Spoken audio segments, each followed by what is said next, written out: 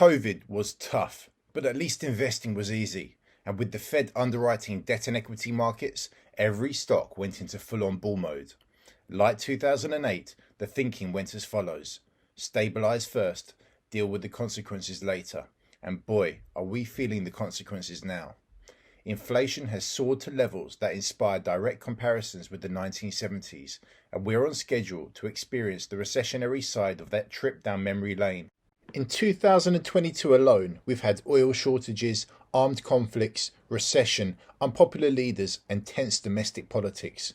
God knows what next year has in store for us. The only real difference is unemployment, which remains oddly low.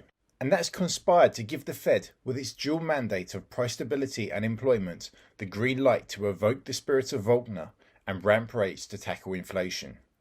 And tech, a loose term we use to encompass anything from startups to Amazon, has crashed.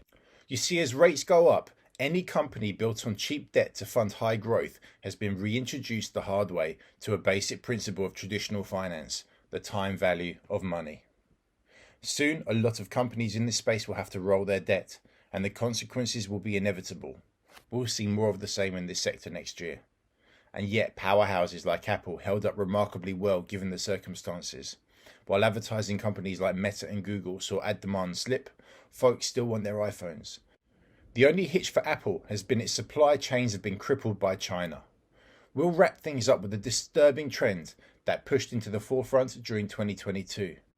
People have this ill-informed notion that for decades businesses eschewed political activism in favour of neutrality. That's not just short-sighted, but dead wrong.